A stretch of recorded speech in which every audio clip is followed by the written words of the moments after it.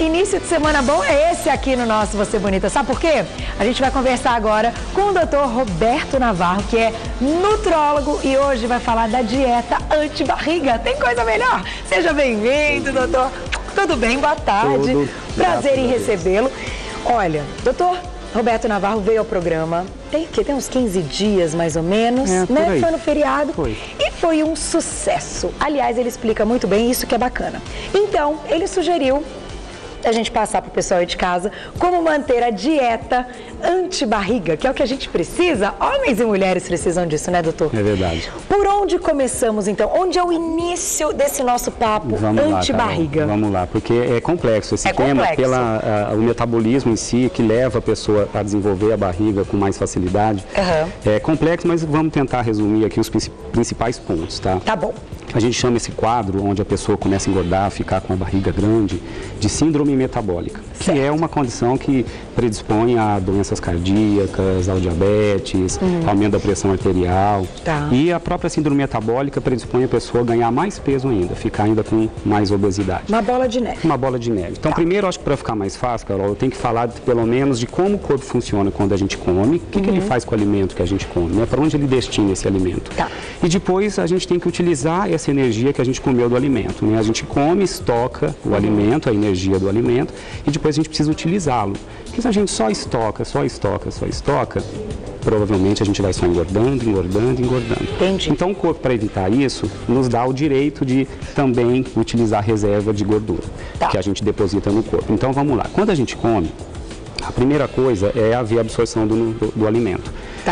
E quando a gente come o carboidrato, a proteína, a gordura, numa refeição, tudo é digerido e começa a ser absorvido lá no intestino. Quando começa a circular no teu sangue, principalmente a glicose que vem do carboidrato, depois nós vamos falar bastante dos carboidratos, essa glicose é uma energia que precisa ter direcionado para algum lugar. E aonde a gente precisa dessa glicose? Dentro das nossas células. Não adianta ficar boiando no sangue porque não tem função. Se ela ficar boiando no sangue, o que pode acontecer? Aí você tem uma taxa de açúcar tão alta no sangue que você é um diabético. O que é o diabético? Que não seja uma taxa de açúcar excessiva no sangue. Então essa glicose tem que entrar principalmente para os órgãos onde o gasto é maior, onde essa energia da glicose é fundamental. Todas as células precisam da glicose, mas as células do músculo são as que mais precisam dessa glicose, e as células do cérebro. Tanto que a gente fica um pouquinho sem glicose, a gente tem hipoglicemia e fica até desmaio, tontura, mal-estar. Então, quem tem quem destina essa glicose para dentro das células é a insulina. É um hormônio importantíssimo, que tem que existir. Uma vez comendo, a glicose entrando no sangue, a insulina é liberada. E a insulina vai jogando toda essa glicose para dentro da célula. Até o momento em que, na verdade, a insulina é um hormônio estocador. Ele destina o combustível que você comeu para os lugares onde precisa. Glicose para ser queimada nas células, e estoca um pouquinho de glicose em saquinhos, que a gente chama de glicogênio. Esses saquinhos de glicose ficam como uma pequena reserva. Para momentos em onde essa glicose já não está mais no sangue. Ela é estocada no fígado, o glicogênio estocado nos músculos. Para os momentos que a gente precisa tirar de algum lugar. Porque a gente não come o tempo inteiro. A gente não fica 24 horas do dia na frente do prato. Então, o intervalo entre uma refeição e outra, como funciona? Destinou tudo, comi, a glicose está no sangue, a insulina foi liberada, jogou tudo para dentro da célula. E quando acabar essa glicose? O corpo precisa manter energia. Então, entra um outro hormônio, Carol, muito interessante, que a gente chama de contrarregulador da insulina, chamado, é um nomezinho feio, chama glucagon. O que esse hormônio faz? Ele já faz o efeito inverso, ele vai buscar as tuas reservas até você comer de novo. Aí se começa todo o processo. Então, para você não entrar em hipoglicemia, para você utilizar o estoque do que você acumulou, esse tal glucagon é importante. Independente do alimento que a gente tem ingerido. Independente. Existem alguns estudos que dizem que a proteína estimula um pouco mais a liberação do glucagon. Por isso que a dieta que você capricha um pouco mais na proteína facilita esse passo. Então o que vai acontecer? Se você ingere um alimento onde a liberação, só que para o glucagon ser produzido, precisa da queda da insulina, Esse tal glucagon só é liberado pelo próprio pâncreas assim que a insulina atinge um nível bem baixinho no sangue. Nesse momento é que se libera o glucagon. Então, se você ingere um alimento que permite uma liberação excessiva de insulina, O pico de insulina depois de uma refeição, se durar muito tempo pelo esse estímulo exagerado, e vou falar dos alimentos que levam esse estímulo exagerado, não vai produzir o glucagon. Você vai comer de novo e ainda não atingiu o nível basal da insulina. Entendi. O teu corpo passa a ser um grande estocador de energia. E aí está o perigo. O perigo. E a barriga vai crescer. Porque o que vai acontecer? Esse quadro de insulina persistentemente alto começa a fechar os receptores, porque para a insulina acoplar nos músculos, onde a gente mais gasta energia no músculo. Tá? Esse quadro de receptor que não deixa a insulina acoplar, a gente chama de resistência à insulina. Para onde, se a insulina não consegue acoplar no receptor do músculo para jogar a glicose para dentro, o que ela vai fazer com tanta glicose sobrando? Ela pega 3 moléculas de glicose e transforma numa moléculazinha chamada triglicérides. Que é gordura. Ele pega a energia da glicose e transforma num combustível chamado triglicérides, que é gordura que mora onde? Dentro do seu adipócito. Dentro das suas células de reserva. E aí? Principalmente na região do abdômen, que é preferencial. É por isso que quando muitas mulheres olham, às vezes, no espelho, ganharam uns quilos e falam, nossa, mas a minha perna continua igual, o meu braço continua igual, mas a minha barriga cresceu. Exatamente. É por isso. É por esse quadro metabólico. Doutor, onde os alimentos entram nessa história? Em que eles podem nos ajudar e nos atrapalhar, é claro, né? É verdade. Vamos lá. Então, Você quer começar com o café da manhã? Eu quero falar assim, primeiro, quais os alimentos que mais estimulam a insulina. Que são os carboidratos com alto, que a gente chama de índice glicêmico alto. Aliás, quem tiver curiosidade, entre em qualquer buscador da internet e coloca índice glicêmico dos carboidratos. Vão abrir várias páginas. Clica alguma delas e tem Eu tenho uma tabela dessa na muitas cozinha. pessoas já estão aprendendo a fazer isso. Você tem todos os carboidratos nessas tabelas, porque, aliás, vão descobrir o que é o carboidrato. Tem gente que fala, não sabia que a fruta era carboidrato, que o chuchu era carboidrato. E tem uma pontuação que se dá a esses carboidratos, chama índice glicêmico, que varia de 1 a 120. Os que têm numeração acima de 70, que a gente chama de índice glicêmico alto, são os maiores estimulantes da insulina. E são esses que a gente deveria evitar. Tem que tomar cuidado. Então, quais são o que está acontecendo na dieta ocidental moderna? A gente passou a ingerir muitos carboidratos com alto índice glicêmico. Então, eu coloco aqui pelo menos 2 vilõezinhos que a gente tem que evitar, que é a farinha branca refinada. O que a farinha branca refinada vira? Olha isso aqui. Ela vira pão branco, bisnaguinha. Não vou dizer que é uma delícia, porque realmente são deliciosos, mas tem um índice glicêmico alto. Então, quanto a gente deve consumir na semana? Quem tiver vontade. Olha, quem não abre mão, só no café da manhã seria interessante. Não mais do que isso. Porque o que eu vou tentar passar aqui é justamente as escolhas mais adequadas para que você não desenvolva a síndrome metabólica e não aumente a sua barriga. Ou para quem já está com a barriga maior e ficar com ainda maior ou dificuldade de perder pela escolha errada dos alimentos. O açúcar, que é muito gostoso, mas o açúcar, sem dúvida, é os maiores índices glicêmicos estão aqui dos carboidratos, na farinha branca refinada e no açúcar. Açúcar e derivados, né, Carol? Doce, geleias, que vão açúcar. Quem quiser fazer uma dieta anti-barriga, tem que tirar isso aqui. Esquece. Eu trouxe como exemplo do que você deveria evitar. Você não começar o café da manhã com o pãozinho refinado. Sabia que existe, gente, nas padarias, o pão francês com metade da massa integral? Já existe o pão francês integral. O índice glicêmico é menor. Daqui só a bisnaguinha que eu nunca vi integral. Esses têm integral. O pão de forma também já tem integral e o pão francês já tem integral. E vamos trocar então para o que eu faria? Vamos fazer o que você faria. O que seria interessante, tá? E um detalhe, Carol, a glicose, o carboidrato que vira glicose, que é o vilão que faz com que a insulina seja liberada em excesso, a absorção da glicose é menor quando a proteína está na mesma refeição. Entendi. A proteína freia a velocidade de absorção da glicose. Então é legal comer juntos. Tem que comer proteína e carboidrato juntos. Eu acho que a dica bacana é sempre colocar proteína e carboidrato no mesmo alimento. Isso metabolicamente é interessante. Não existem tantos estudos focados nisso, mas as evidências estão grandes nisso aí. Doutor, eu vou fazer o seguinte, então. Preste atenção. Desafio, hein? Vocês gostaram, vocês viram que o negócio tá bom.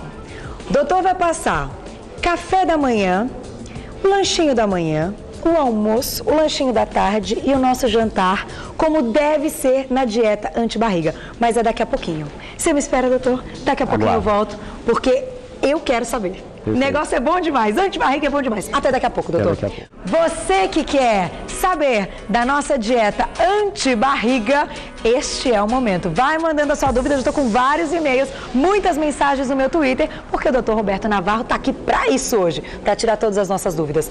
Vamos então às nossas refeições, doutor? Vamos. O que a gente precisa? Então, vamos lá. Eu vou montando por um e só vou resumir os vilões da síndrome metabólica, resistência à insulina, aumento de peso, ganho de barriga, e os defensores. E os defensores, aqueles que a gente precisa comer. Então, o que aumenta síndrome metabólica ou ajuda a desencadear?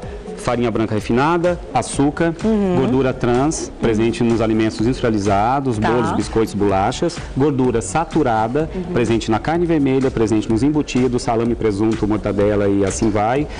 E o que ajuda a evitá-la?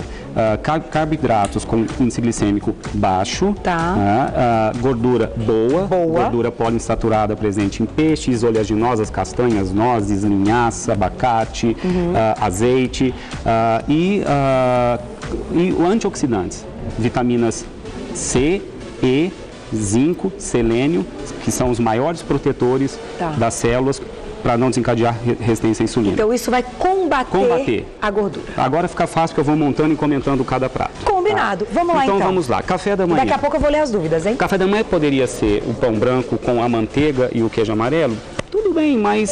E aí? Gordura saturada, queijo amarelo, carboidratos com alto índice glicêmico e pobre em antioxidantes. Me conta, assim, eu não como manteiga, tá? Aí tem uma telespectadora nossa que me escreveu falando, Carol, mas enche o saco você falando que você não come manteiga, Carol. Doutor, explica o que a manteiga pode causar de problemas na nossa saúde. A manteiga tem uma parte boa e uma parte que não é tão legal. O que é a parte boa da manteiga? Ela é uma fonte de cálcio, porque vem do leite, e é uma fonte de vitamina D, que também é importante para a saúde humana. O que estraga um pouco a manteiga? A gordura saturada, que é uma gordura... a gente hoje diz que o quadro que leva à obesidade, Carol, é um quadro inflamatório. Certo. A ciência hoje está entendendo o que acontece nas células. Não é essa inflamação que dói e machuca, não. Dentro das nossas células. E tem alimentos que estimulam um grupo de substâncias chamadas citocinas pró-inflamatórias, que detonam toda essa... e que levam, inclusive, a uma resistência à insulina. E a gordura saturada aumenta a citocina pró-inflamatória. Entendi. Que está na manteiga. Agora, se a pessoa não está com peso acima, não tem síndrome metabólica, não tem o colesterol está ok, a manteiga em pequenas proporções, não tem problema, Carol, é tudo questão de quantidade. Eu não vou morrer porque peguei uma colherzinha de chá de manteiga e passei no meu pão de manhã. Agora, aquele que capricha demais. Que põe em todas as receitas. Todas as receitas, exatamente. É o volume que estraga. Um pouquinho não traria problema. Posso fazer a primeira? Gente, olha isso, mas é dúvida que não acaba mais. Eu vou fazer a primeira, tá? Meu nome é Jéssica, ela mora em São Paulo. Beijo, Jéssica. Doutor, eu estudo à noite, almoço no meu serviço mais ou menos 1h30 e só vou comer de novo quando eu saio do serviço às 6h30. O que eu posso comer na rua indo para aula? Essa vida é dura aqui. Vai para o trabalho, vai para aula, é um momento que exige uma atenção. Verdade. Aliás, nem deveria ficar muitas horas sem comer, viu? Aí tá errado, então. Tá erradíssimo. O corpo gasta energia quando a gente come. A gente mastiga o alimento, ingere, depois sofre digestão, o alimento tem que ser absorvido no intestino, isso sofre um gasto. Tá? O gasto energético despendido pelo alimento é importante, a gente tem que comer a cada 3 horas. Isso é fundamental para você gastar muito do que você come. E o que ela pode? Eu escolheria, é lógico que sempre a combinação da proteína com carboidrato melhor. Então eu levaria na bolsa, não sei se um lugar onde ela possa até primeiro deixar na geladeira antes de sair de casa, né, para quando estiver já na rua não ficar tão quente, um iogurte. O iogurte é bacana, tá aqui o iogurte. Porque o iogurte ele tem o carboidrato e a proteína junto. Agora um iogurte de preferência é desnatado, né, porque você vai evitar a gordura saturada do leite integral, que é pró-inflamatório. Então eu pegaria o desnatado. Hoje existe já no mercado, gente, o iogurte de soja. A indústria alimentícia não tem lactose. Aliás, Carol, bom você falar isso, né? Todo mundo tem um pavor da lactose, né? E chegou a ser modismo achar que leite faria mal para todo mundo. Eu, como nutrólogo, não posso divulgar isso de maneira enfática, porque tem pacientes que não têm intolerância à lactose, que não têm alergia à caseína e que podem consumir por ser uma fonte rica de cálcio. Tem muitas pessoas que só têm um cálcio no leite, né? Agora, sem dúvida, para quem tem intolerância à lactose ou alergia ao leite, a soja é o grande substituto. E a indústria hoje se preocupou com o sabor, né? Porque antes falava em soja, meu Deus, que coisa horrorosa é essa? E agora é saboroso. Saboroso. Tem indústrias que lançaram potinhos de iogurte de soja maravilhosos. É uma boa opção, porque a soja também respeita a proporção de carboidrato com proteína. Olha que bacana. Para cada 1 grama de carboidratos, você no mesmo alimento tem 0,8 gramas de proteína, a absorção é mais lenta da glicose e a insulina é liberada em menor proporção. Que foi aquilo que você explicou no início do programa. Por isso eu quis explicar no começo. Vamos fazer o seguinte, doutor? Ou uma barrinha de proteína também. Nosso tempo voa, que é uma coisa, fico enlouquecida e meio que não acaba mais. Vamos mostrar então uma opção bacana de um almoço e de um jantar. Almoço e jantar? Que eu acho que é a maior dúvida da galera. O almoço e o jantar. Então vamos lá. O almoço eu colocaria como fonte de carboidrato. Isso aqui é tudo de bom, Carol. Que é o arroz 7 cereais. Porque além de ter o arroz integral, ele tem outros grãos com baixo índice glicêmico. Com índice glicêmico que não é tão alto. Que vão quebrar, então, esse momento da glicose. Isso, porque se você escolhesse um arroz convencional, tudo bem, ele é gostoso, mas o índice glicêmico do arroz tradicional é muito maior. O integral tem sempre índice glicêmico mais baixo, é sempre melhor para liberar menos insulina. Eu ficaria com um arroz integral. Esses 7 cereais é uma opção porque está associado com quinoa, está associado com trigo integral. É uma delícia com arroz selvagem, que é esse mais escurinho. Essa salada maravilhosa, os antioxidantes, isso aqui é tudo. Antioxidantes diminuem citocinas pró-inflamatórias, diminuem resistência à insulina. Os antioxidantes estão nas cores, Carol. Olha quanta opção se tem. Eu vou deixar esse aqui, porque eu acho que para passar ali, deixa o câmera pegar aqui. Aquele salmãozinho ali vai bem no almoço? Eu escolhi uma fonte proteica. Aqui o carboidrato, com os legumes, uma mega salada de folha verde temperada com limão. Limão é antioxidante. Uma dica também para fazer tempero, gente. A pimenta vermelha é termogênica. Quem não gosta, tudo bem. O que é alimento termogênico? Que otimiza o teu gasto. Você também consegue perder peso com mais eficiência se aumentar a ingesta de alimentos termogênicos. A gente pode colocar um pouquinho no arroz, essa pimenta, desse alho. Utilize dentro da culinária na melhor maneira que você tiver. Aqui estão os legumes, né, que não tem um índice glicêmico tão alto, né?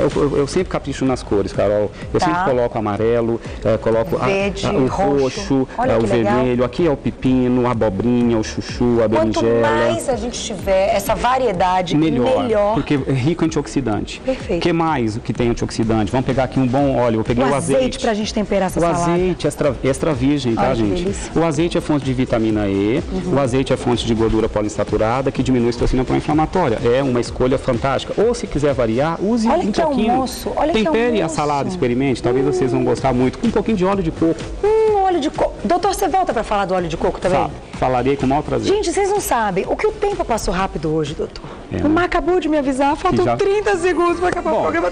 Você vai voltar muito. Eu fiquei sabendo que o doutor Roberto Navarro vai virar nosso colaborador. Opa, vai ser um prazer. Que estará aqui sempre, que foi fantástico. E você vai responder os e-mails. Chegaram vários e-mails. Então, em outra oportunidade, ele vai voltar, a gente vai falar mais. Aliás, esse é um assunto que não acaba nunca. Eu acho que a gente tem que ter espaço sempre para poder falar sobre saúde, alimentação e, claro, a dieta antibarriga, que é tudo de bom, né, doutor? Semana que vem, se quiser, ele volta, viu, Luzinho? Semana que vem ele volta de novo para falar da antibarriga. A gente faz o jantar, faz o café da manhã, o que vocês quiserem. Vai mandando sugestão que a gente vai fazer a sugestão de vocês. Eu vou passar para vocês o site do Dr. Roberto Navarro, que dá uma aula, explica hiper bem, uma simpatia, e vai estar no Você Bonita agora praticamente toda semana. O site é o www.robertonavarro.com.br. Doutor, muito obrigada. Arrasou. Isso aqui é demais. Te espero. Não demore. Um beijo. Gente, o programa acabou, né? Acabou.